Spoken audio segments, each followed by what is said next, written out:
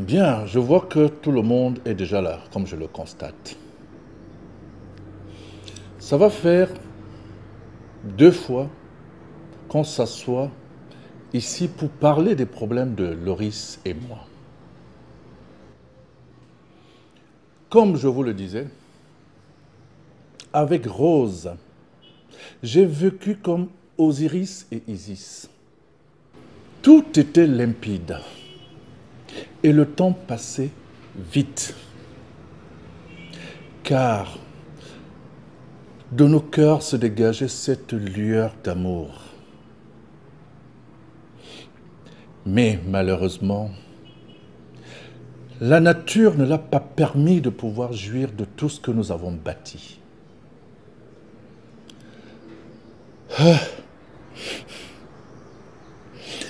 La mort me l'a enlevé très tôt.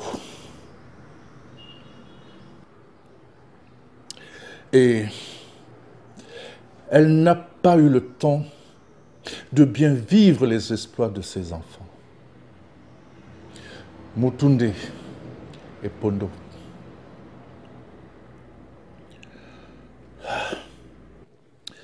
Quand j'ai rencontré Loris, j'ai cru à un renouvellement de ma vie qui, depuis bientôt 3 ans, était plein de chagrin. Hélas, hélas, avec elle, le ciel est tombé sur ma tête.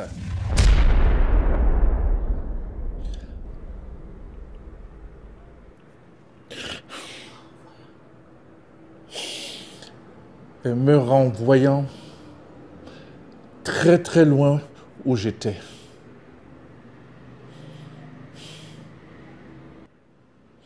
Je ne vous informe de rien.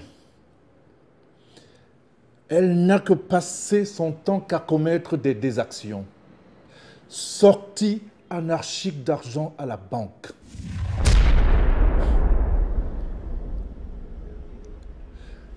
Jusqu'à monter des coups contre mon propre fils. Et j'en passe. Voilà donc, en quelque sorte, le résumé de la vie que j'ai passée avec elle. Et croyez-vous donc qu'elle soit digne de cette maison? Cette question, je la renvoie à la conscience de Loris.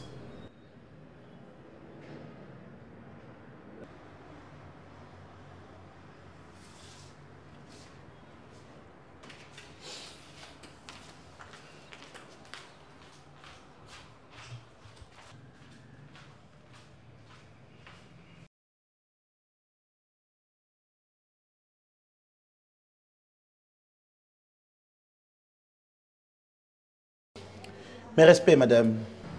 Merci, monsieur Tengwa. Que se passe-t-il qu'à cette heure, monsieur Tchafak ne soit pas encore là? Il doit avoir un empêchement. Ce n'est pas dans ses habitudes d'arriver en retard. Nous devrions tenir une assise très importante ce matin pourtant.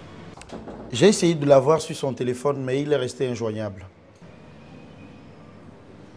Bon. De toutes les façons, s'il arrive, qu'il me retrouve dans mon bureau. D'accord, madame. À bientôt, madame. Tout à l'heure, monsieur Tengwa.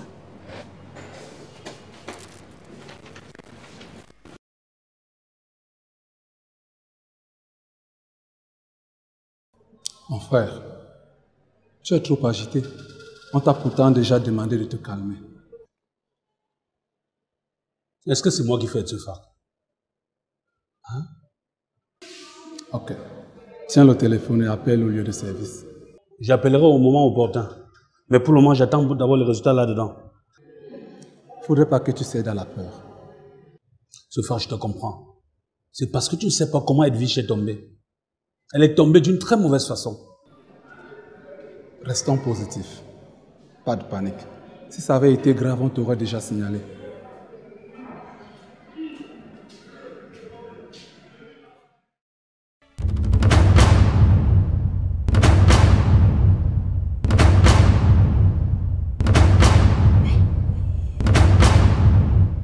Dieu soit loué. Amen. Sans commentaire, ma fille. Je te dis, maman Colette, depuis le premier jour que j'ai fait le test de grossesse et il s'est avéré positif, je suis aux anges. Vous avez su garder le secret? Bien sûr, maman. On ne pouvait pas se permettre de mettre les chariots avant le bœuf. Tu as raison, ma fille. S'il te plaît, tiens l'enfant. J'arrive, 1 minute.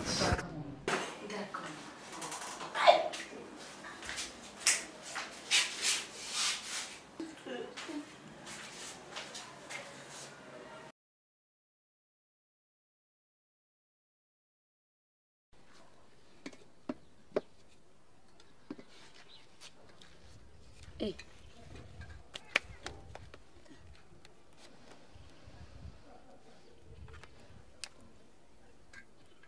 Oui, allô, Marco. Nadège, j'ai déjà accouché, oh, ma fille. Quoi? Evie, accouché? Hey, tu as fait danser mes prières. Hey, aïe. Attends, maman. Elle était enceinte et elle nous a caché ça. Hey, miracle. C'est qui? Evie, la femme de Tsafar, a accouché. Oui, maman. Allô? Allô? Ah, d'accord.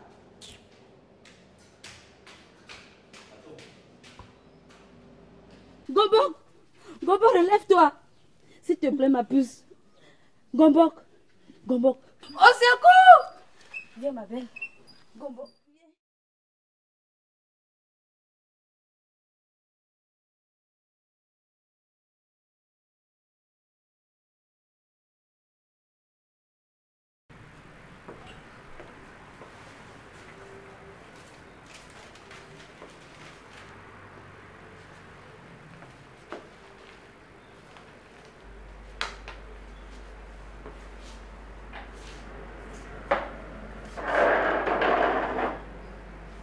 Mais papa, ta maison a un calme de cimetière.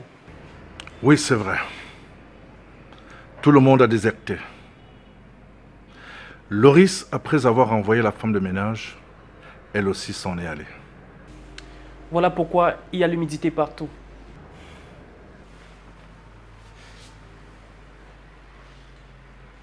Mais papa, j'allais te proposer de prendre une femme qui s'occuperait de toi. Mon fils, je suis à l'arrivée de ma course. J'ai tout fait et j'ai tout vu.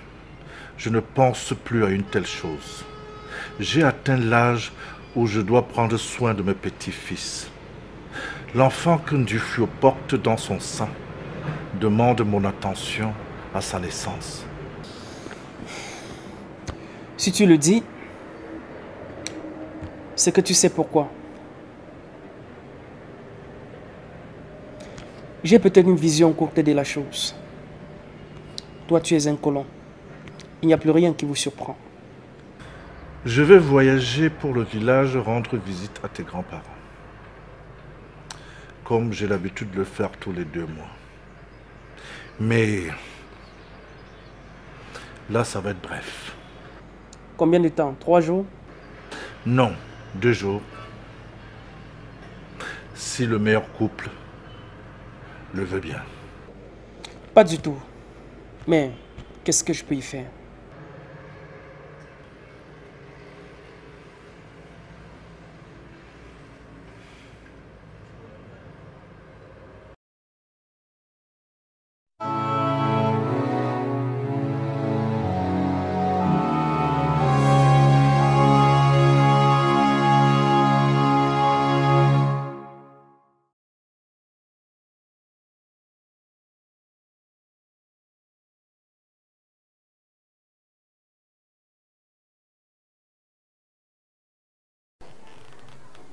Tout marche à merveille. C'est comme si j'étais née de nouveau.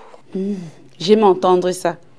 J'espère que d'ici peu, vos comptes bancaires seront fournis. Bien sûr. Vous voyez donc comment il est bon quand on est occupé. C'est très important. Depuis que je suis occupée, je me sens libre. Libre. Bien. Que nos chemins soient explosifs dans le succès. Vous devez tenir dur et oublier le passé. Je ne vous chasse pas d'ici. Je veux juste faire régner l'ordre et la discipline chez notre défunt mari. C'est mignon. Buvons pour célébrer nos différents succès. Ateliers, boutiques, entreprises et autres. Cheers.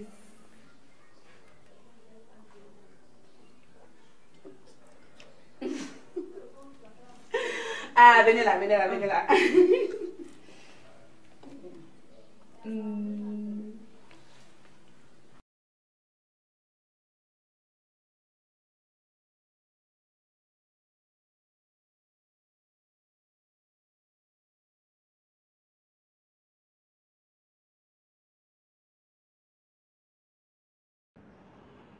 Révérend pasteur, chers amis, bonsoir. Je veux avant tout remercier le Seigneur qui nous a permis de nous retrouver ici ce soir. Quand il y a vie, il y a espoir. Ma famille ne peut pas démentir. Nous avons fait l'objet d'une moquerie sans précédent. Ma femme et moi avions fait le tour des hôpitaux. Question de rencontrer les techniciens de gynécologie. Parce qu'on avait le souci d'avoir ne serait-ce qu'un enfant. Mais on a eu la même réponse partout. Monsieur, votre femme est stérile.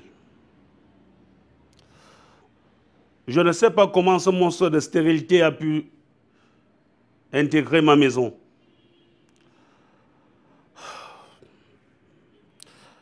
Des amis, des médecins m'ont donné des conseils.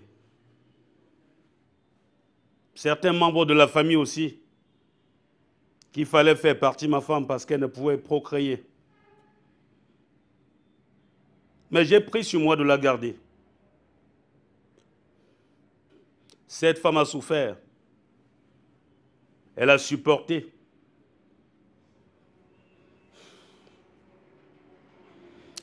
Edwige Wynne était devenue la risée de tous. C'est avec son nom qu'on allait chercher de l'eau.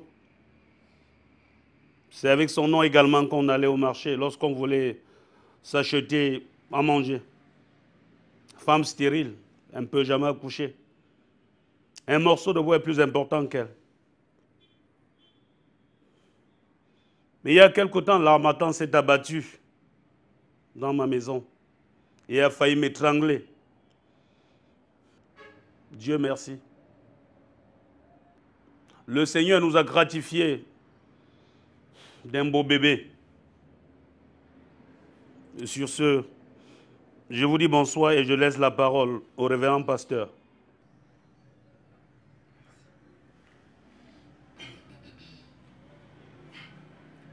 Nous sommes réunis ici au nom de l'Éternel Tout-Puissant et de son Fils Jésus-Christ, notre Sauveur. Quand Dieu, notre Éternel, dit oui, personne ne peut dire non. Je n'ai plus besoin de vous rappeler l'histoire de M. Tsafak et de son épouse, Mme Tsafak Edwige, ici devant nous. Une histoire qui s'apparente à celle d'Abraham et son épouse, Sarah. La parole de Dieu nous dit dans Genèse chapitre 16, verset 2, que Sarah n'avait pas fait d'enfant à son époux. Ceux-ci restaient fermes à l'Éternel. Mais quelques années plus tard, Dieu a promis à Abraham, mais il n'a pas cru. Genèse 17, versets 15 à 17. Un enfant peut-il naître d'un homme de 100 ans? Sarah, âgée de 90 ans, peut-elle faire un enfant à son mari Abraham?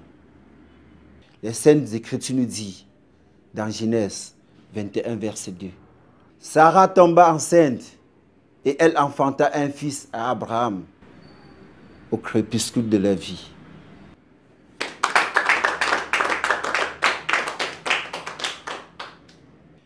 Regardez vous-même qu'Abraham avait douté de la promesse de Dieu. Est-ce que cela empêchait qu'elle s'accomplisse? Quand Dieu dit oui, nul ne peut dire non. Ce qui s'est passé entre Tsafak et son épouse n'est qu'un miracle de Dieu. Que Dieu vous bénisse. Amen.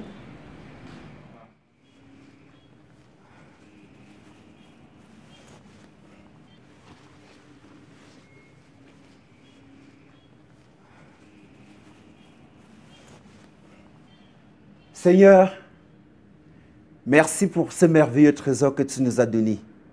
Nous te le retournons pour sa protection, son salut et sa prospérité. Ceci au nom de ton Fils Jésus-Christ, notre Sauveur. Amen.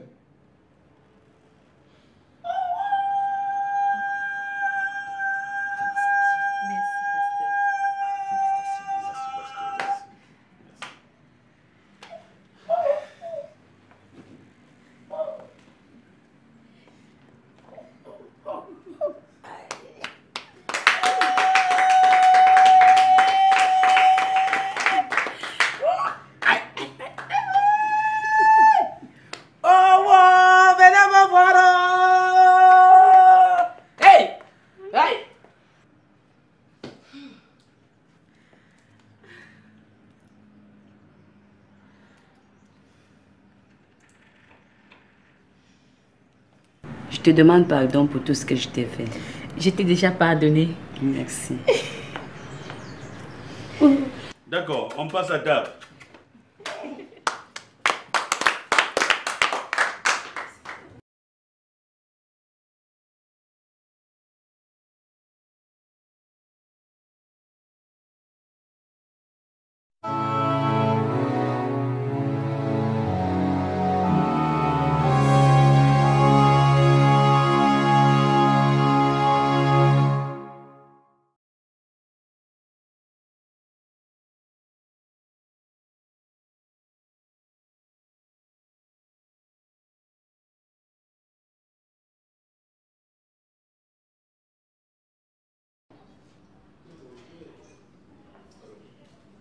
Bonjour, madame.